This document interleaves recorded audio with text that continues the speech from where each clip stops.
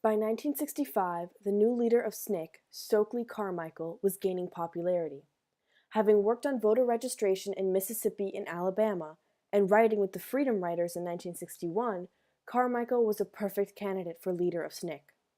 When James Meredith organized a Mississippi Freedom March, he asked Carmichael, MLK, and Floyd McKissick to help him organize after being shot. King and McKissick believed in nonviolence and interracial protests, but Carmichael had gotten more and more angry as the years went by, no longer a staunch supporter of civil disobedience and increasingly reluctant to accept help by white civil rights workers. Carmichael was known for coining the term Black Power, as he believed African Americans had the right to defend, organize, and protect themselves.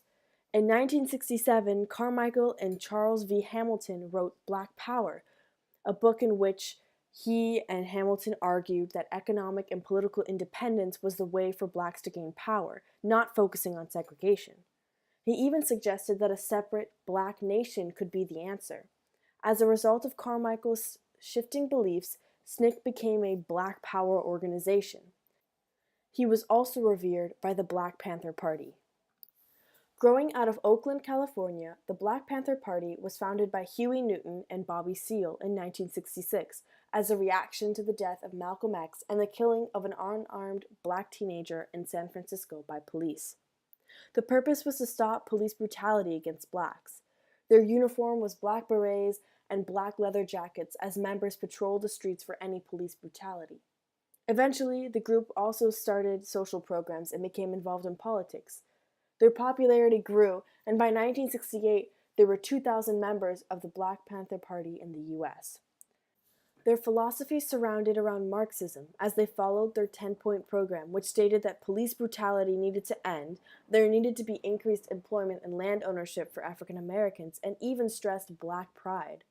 In the media, the Black Panthers were seen more as a gang. In 1967, Huey Newton was accused of killing a police officer and was convicted in 1968, although his conviction was later reversed.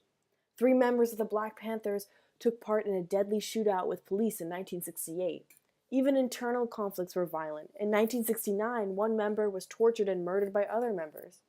Although they tried to elect African Americans to political office, they lacked political success as investigations by the FBI and internal conflict plagued the party. Despite this failure, they were instrumental in creating social programs like free breakfast programs and free health clinics. Eventually, the Black Panther Party dissolved in 1982. Just as the Black Panthers were garnering more attention, violence broke out in large cities by the summer of 1964 due to anger at urban poverty. One of the most well-known of these riots was in Watts, Los Angeles, the first large race riot since the end of World War II. After a white policeman struck a protester with a club, a week of violence ensued, with around 10,000 participants. This destruction included attacking white motorists, burning buildings, looting, and attacking police. The National Guard intervened, ending the violence. As a result of the Watts riot, 34 people died, with 28 of the 34 being black. In the summer of 1966, 43 more riots occurred, including in Chicago and Cleveland. In the summer of 1967, there were 8 riots, the largest one in Detroit with 43 dead, 33 of whom were black.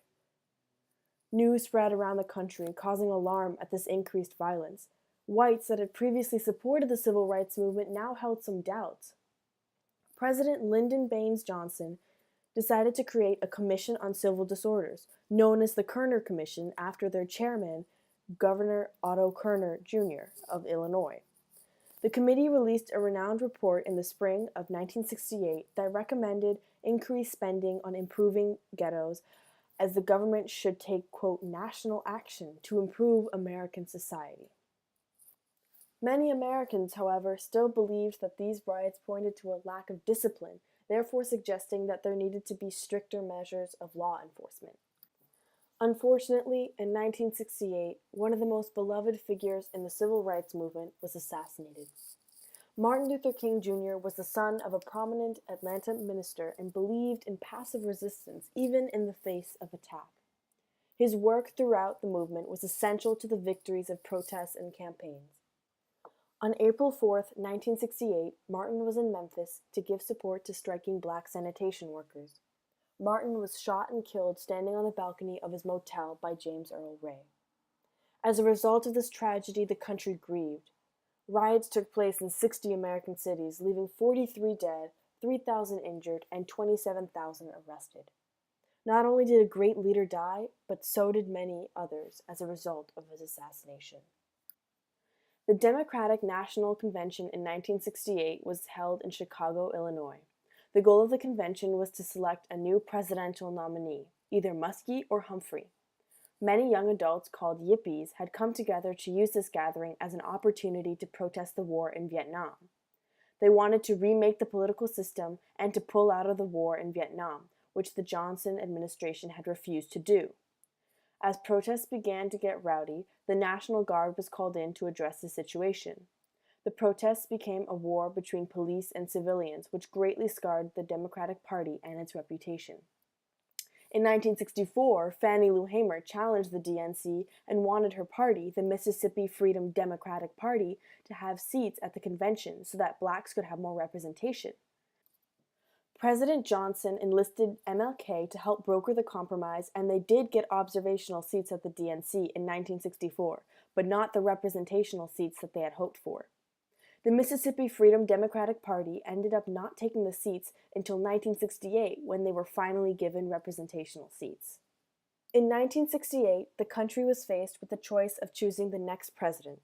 Richard Nixon, who would be elected, knew that as a Democrat he could not win in the South because of the actions like the Civil Rights Act in 1964 that proved Democrats were trying to ensure equality for blacks and whites. Ironically, the Republican Party is the party of Lincoln, which is known as the enemy of the South, and yet became very popular in the South at this time. Governor Wallace of Alabama, which we know from the Birmingham campaign, ran as an independent on a segregationist platform and did surprisingly well for an independent. But still, Nixon came out on top, illustrating the shift in Democrat versus Republican politics.